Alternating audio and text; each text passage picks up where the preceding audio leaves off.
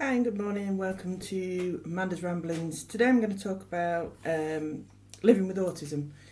As many of you will know, my daughter Jessie is autistic. She's actually got Asperger's along with many other labels, which is where I'm going to start today. So, labels. We call them labels because, well, what else can they be? You can say putting them in a box, you can say all sorts of different things, but realistically it's giving them a label. So Jessie has dyslexia, as myself, and it means that she struggles with words, letters, identifying words, spelling, punctuation, grammar, reading, writing, and would forever struggle with form filling or taking in the information when, say, you need to read a form to be able to fill it in. She really struggles with that, as do I, but her on a bigger scale. Her spelling has improved since she's left school, but realistically she spent a lot of time doing extra lessons to try and improve her English. She's able to have a great conversation with you, that the words come easily there, and she knows a lot of words, but it's what's called taught impact. So she actually has learnt those words from ourselves because we use them a lot, and therefore it becomes repetition and easy for her to use. She doesn't necessarily know the meanings of the words, or she might know what they mean, as in she can repeat back to you that to tell someone to sod off is to tell someone to go away. But the impact of that she wouldn't necessarily get. Now, that isn't part of her dyslexia, that's part of her Asperger's. It's the social skills that she lacks. So, on top of the dyslexia, she has dyscalculia. Dyscalculia is dyslexia with numbers. So, like letters, she gets them back to front, she puts them in the wrong order. She can count really very well. But ask her to add them together and she gets herself all in a fuddle. She can do it, the more she thinks about it, the worse it gets. She does, let me just close this blind and see if it stops it flickering, sorry. So yeah, she's got, you'll have to cope with the dark. She's got dyscalculia. Dyscalculia means that she can't tell the time. She can read the numbers, and because obviously we've taught her what 3 o'clock is, what 5 o'clock is, what 6 o'clock is, and all of those. But you give her a different watch and she can't do it. You ask her what the time is and it isn't on one of those that she's learnt and retained in her own brain, and she can't do it. You can say to her at 5 o'clock, we'll go for a dog walk. If you don't do that at 5 o'clock and it's past 5 o'clock when you say, come on, we need to do a dog walk, she gets quite upset. If you say to her, oh, it's only 2 minutes to dog walk, we might as well go dog walk, but it's not 5 o'clock yet. She can't grasp the difference of 2 minutes. She doesn't understand what 2 minutes is, how long it lasts, or where it comes in the equation. So you may say, oh, I'm only going to be an hour, it's not going to take long, and to her, she hasn't a clue how long that will actually be. You say at the moment she's sorting things and taking them next door, you say just take a few minutes, but don't take long because we're about to go out, and she'll disappear and she'll think she's not been long, when in actual fact she's got buried into what she's doing and lost track of time. That's the other thing that she does, which is she fixates on things. Now that's part of the ADHD, which is yet another label that she has. The ADHD we knew she had because she never stopped. Up until the age of 5, Jessie never slept. She ran around in circles, she spun, she fell over, she bashed herself, she bumped herself, she danced, we went to dance lessons, we walked miles. Thanks, Doug. Sorry, Velcro just being nice in the corner there. Yeah, we walked for absolute miles. We played with Play-Doh, we played with paint, went to play centres. it didn't matter what we did, Jessie didn't sleep. It wasn't until she started school that she had a more strict routine during the day that she actually started to sleep at night. And even then it wasn't great. Now Jessie has a very strict routine. And even at 23, you change that routine and you put her all out. She can't cope, she melts down. A Jessie meltdown's a bit different from other people's meltdowns, but I'll go into those a bit more detail if you want later on. So, what else is the problem? Dyspraxia. Dyspraxia. What is dyspraxia? Dyspraxia is the woodenness in her wrists. It's the fact that she can't actually turn her wrist around like this, and she can do this, and this, but she has to really concentrate on it very hard, something that most people find quite easy and can do with both hands. She struggles with. Fine motor skills, so picking up a pencil, writing with it. She can't write very well. It's not just the dyslexia, it is the dyspraxia. It's the fact that her letter formation is very wooden. She writes with her wrist very still. We've been to see physiotherapists. We have had to see occupational therapists. They have given her exercises to do. She has it's an egg, it's a sponge basically, but they're different strengths and she has to push on them using her different fingers to try and strengthen her hands. She has putty that she pulls and she pushes and she picks little bits out of, which is quite difficult to do, and she pushes them back in, which is also quite difficult to do. But the problem is that she thinks they're baby things and she won't do them because she doesn't think that she should. So we had to go a different way and find a different way to help Jessie with her dyspraxia, and that came in the form of crafting. Yep, wirework, cross stitch, making clothing, sewing little bags, tying knots, doing paracord, all of which was a way to get Jess to use her hands and her wrists in such a way that she was strengthening them, and it still is. If she doesn't do it for a few days, she knows about it, she ends up with sore wrists, she tells you they hurt. It's because they go back to being wooden very quickly and she loses all that muscle definition that she's gained. She really struggles with it. She also falls over a lot. She trips over her own feet. So do I. But that's, yeah, I'm sure she takes after me on that one. But yeah, she trips over her own feet. That's part of the dyspraxia. So it's balance, it's grip, it's muscle strength, it's muscle definition, it's using the fine motor skills. So she has dyspraxia. It is only mild dyspraxia, which is different from people with, say, cerebral palsy who have, really bad dyspraxia. So we can't get any more help for that. She just has to live with it. And we have to remind her to strengthen herself and to do different things without actually telling Jess that that's what she needs to do. So, what else? We've got OCD. Obsessive compulsive disorder. She has to say perfect every time she leaves the bathroom, the bedroom. Her bedroom in particular, she looks in it and she has to say perfect.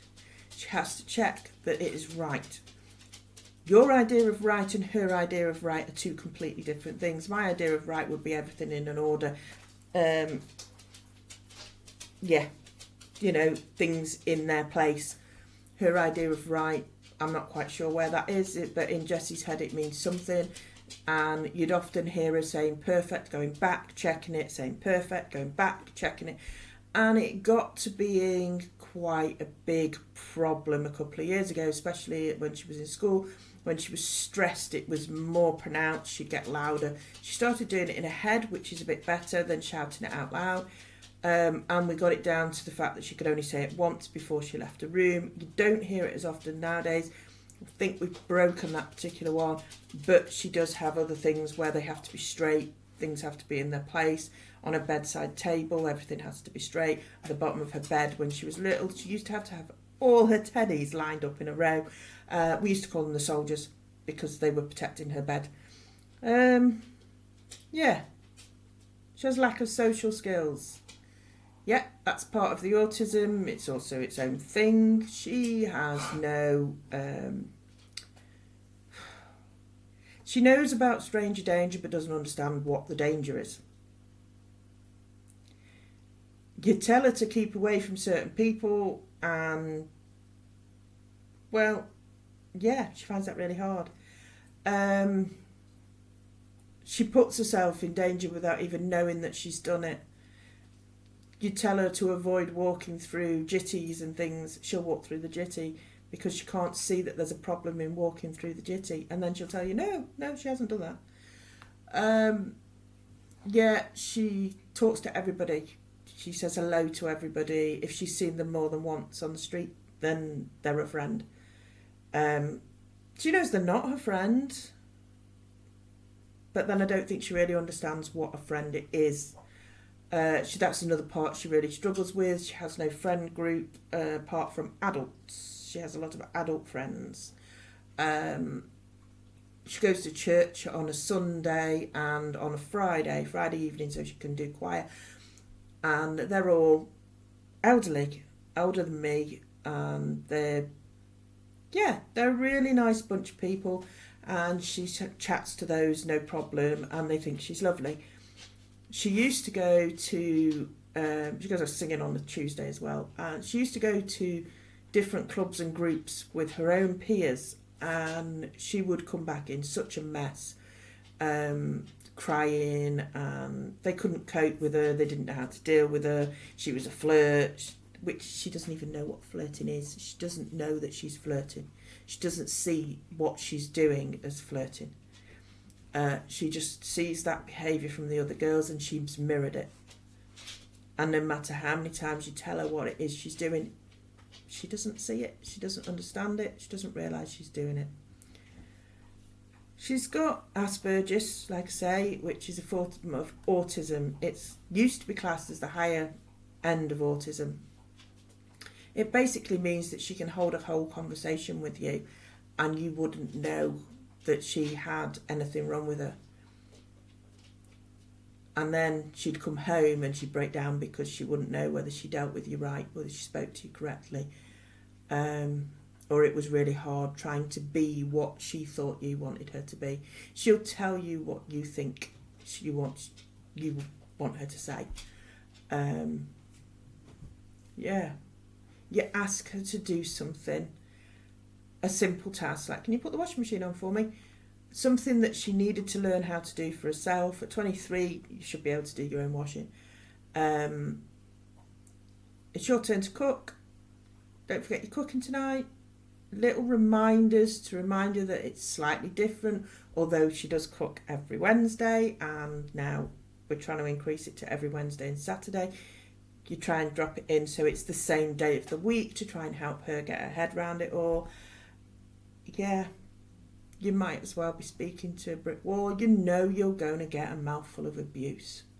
You know you're going to get like a 15-year-old teenager, sometimes swears at you, tells you that you're horrible, runs off, storms off, and then comes back as a totally different person and goes, right, okay, what do I need to cook?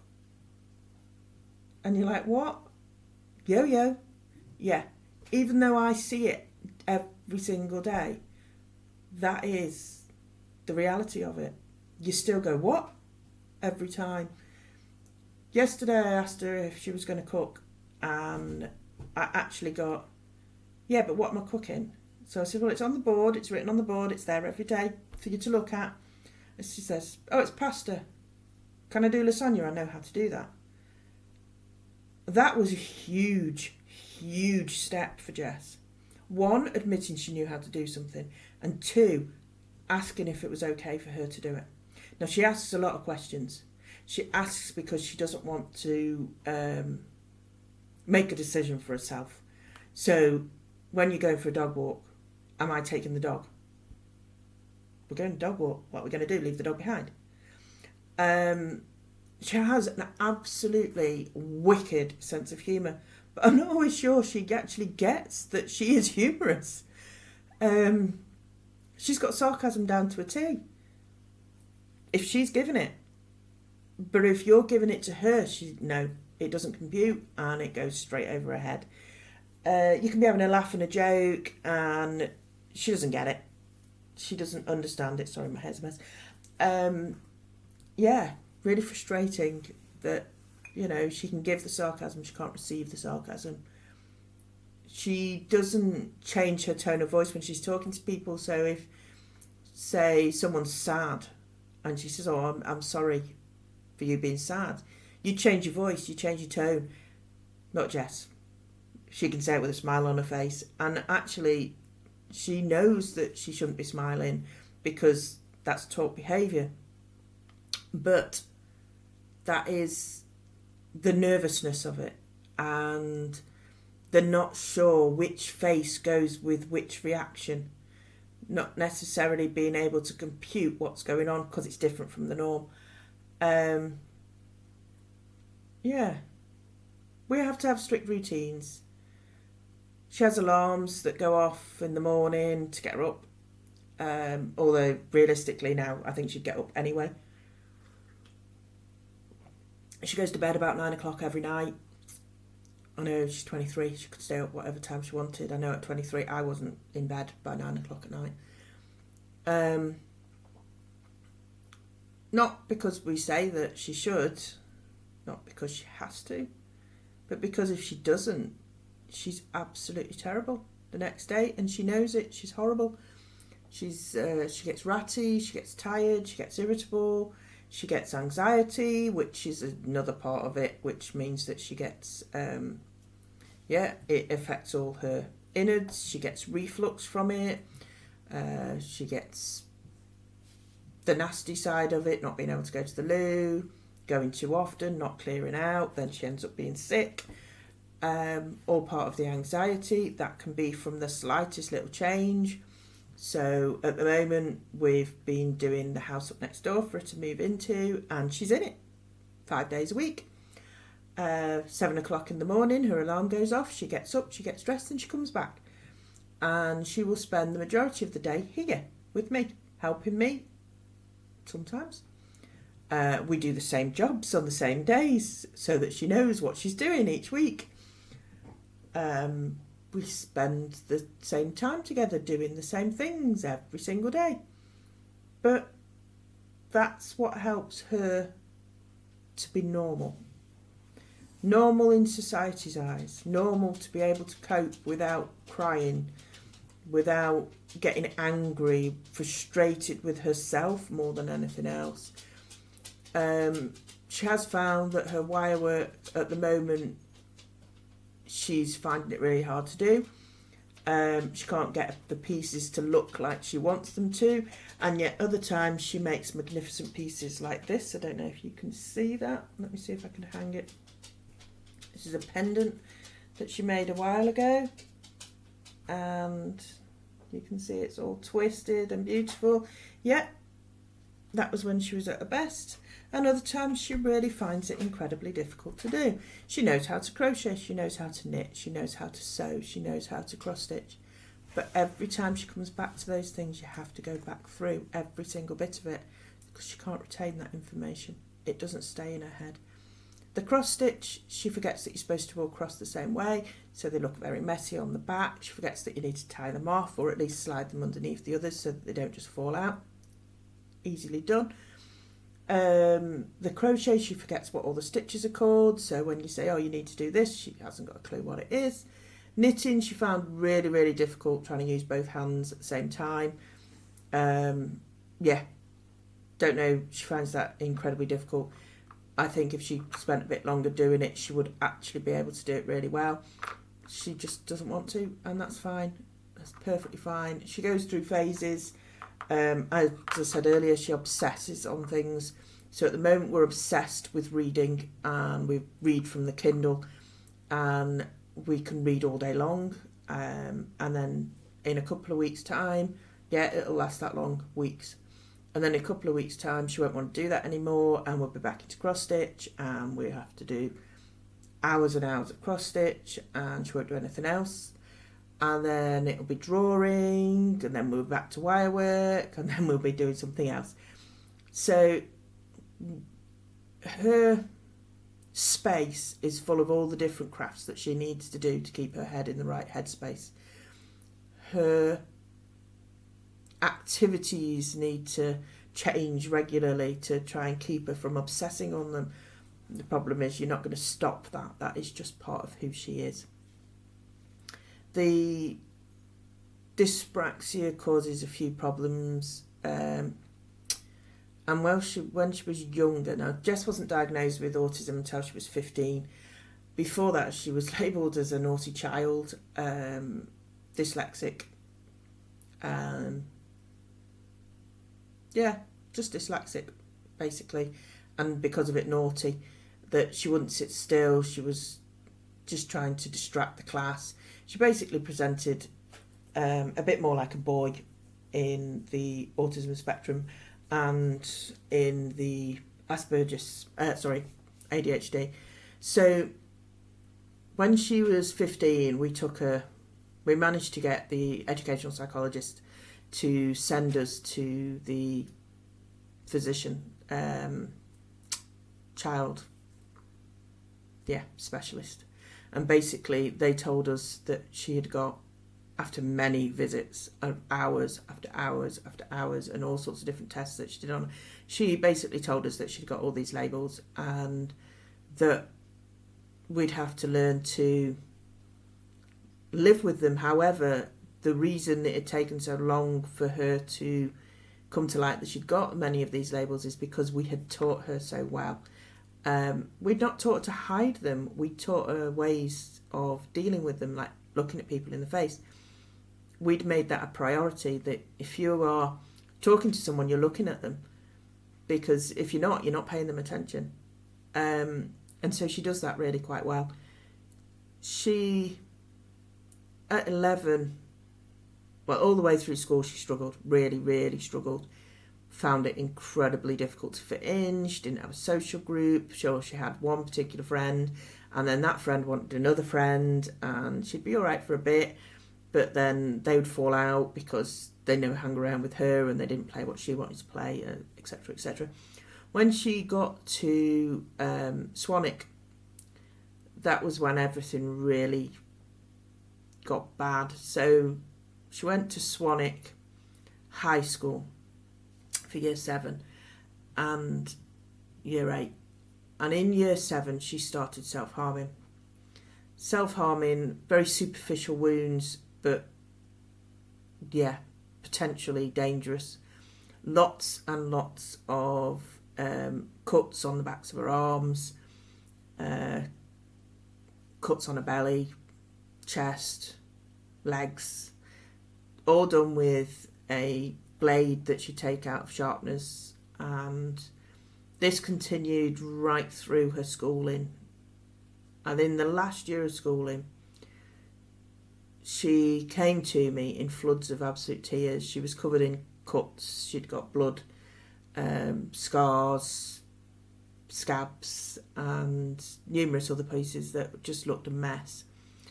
And she said to me, I don't want to look like this anymore. I don't want to self-harm anymore. And we'd been to Bernardo's and we'd got all of the she was doing counselling to try and help her to understand why she did what she did, which they were finding incredibly difficult because of the autism, that they didn't understand how to get through to her. In fact, one of the ladies was really bad and just kept telling her all about what had happened to her as a child and thought that Jess would relate to that. But that really doesn't work with Jess. Anyway, we told them that, but they didn't listen. They thought they knew better. And it actually made matters worse. So we stopped the counselling, and I said, because she found that she was just going over and over and over the same thing. So I said to her, right, okay, what don't you want to look like anymore? She said, I don't want to be covered in cuts anymore. How do I stop? I don't want to have them on my arm. Everybody looks at me funny. I'm scared I'm going to hurt myself too much. So we made a deal Dave and I made a deal that she could have a big henna tattoo on her back on the day of prom. and that she could wear a prom dress with, because she wanted sleeveless. That was the problem, sleeveless prom dress, and that she would go to the prom with the big, basically fuck you to school, because they'd always said that she'd never be anything and she'd never go anywhere, and that she wouldn't be able to read. And yet she can read. She reads quite well now. So they said she wouldn't be able to read like anything more than like a 5-year-old. But she can read. She reads loads of books and enjoys them. She has to stop and ask what words are. She gets confused. She says the wrong word. She makes words up. But as I've said to her, as long as you know what you're reading, what does it matter? You're only reading to yourself. So anyway, back to it. So we decided that we'd make this deal, that if she could, every time she didn't self-harm, she got something for it. So she got Lego. The longer she went, the more Lego she got, the bigger pieces she got. And it helped. It gave her a target. And then the biggest target, like I say, was prom. She wanted this dress. So my mum bought her the dress, and it was a black dress, and it was sleeveless. Not only was it sleeveless, it was pretty much backless. And it was beautiful, and she looked stunning in it. But you're talking a kid that was punishing herself right the way through school, suffered with major anxiety, and basically was starving herself. No matter how much food she ate, it never stayed in her system.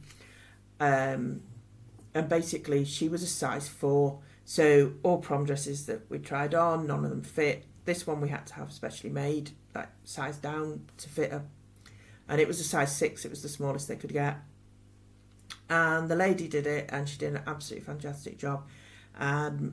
She tried it on and she looked beautiful, but she was covered in these scars. And we said, well, there's nothing we can do about the scars. They are part of who you are. They tell your story, that how strong you are because you've come through this, and that you're now a survivor of self-harm. So she wears them as a badge of honour most of the time. It still upsets her every so often. But she, the day of the prom, we went for a walk, and after all the months of not cutting and not self-harming, so she wasn't covered in scabs or blood, she fell over, and she cut her face, and she cut the palms of her hands, and she cut her elbows, and she cut her knees, and she was a mess. And I mean a total and utter mess. So we took her home and we cleaned her up, and she went to prom with her high heels, because that's what she wanted. She high heels, and and she'd be wearing walking boots as well. So she tripped over wearing walking boots, but she wanted to wear her high heels, so she wore them. So she went to prom in these high heels with a cuts all cleaned up and this beautiful dress on. And Dave spent hours henna tattooing a horse on fire across her back, because one of the techniques we found that helped with the not cutting was wherever she didn't cut, we could put a tattoo. So if she didn't cut her arms, we could put a tattoo, a temporary tattoo, or henna. Henna was brilliant because it lasted a bit longer. And so Dave would spend hours doing henna tattoos. We'd stick temporary tattoos. This ginormous horse covered the whole of her back, and he did it in henna, and it was huge. And he got his polo out of the garage, is what we class as the boy toy. He sold it now, but he got it out of the garage, and she got in, and we drove her to prom, and she got out, and she had the time of her life. She really enjoyed herself. She said she had a few cries, which I would expect, but she was cut free, all apart from these cuts from where she fell over. And then she, for months and months, she didn't do it. Every so often you'd find a cut, but it's a hard thing to break. It's a habit. It's, as I said, it's like smoking. It was hard for me to stop, and it must have been hard for her. She still uses the temporary tattoos as her coping mechanism, and you can tell how stressed out she is by how many tattoos she's got on her arms, legs, body, basically. And everyone keeps saying to her, why don't you get a real tattoo? And the reason is, A real tattoo wouldn't give her the same satisfaction because she wouldn't be able to change it as often. So, the real reason of doing this and telling you all about living with Jessie and living with autism is to say that there are people out there that live with it quite well. There are coping mechanisms. There are things that can help. There are people that can help. So if you've got a child with autism and you just need to speak to somebody, then please, just speak. I'm there. I'm quite happy to listen. There are lots of us on Wool and Bits and Crafty Friends who have children, grandchildren, friends of children who have autism, adults that have autism.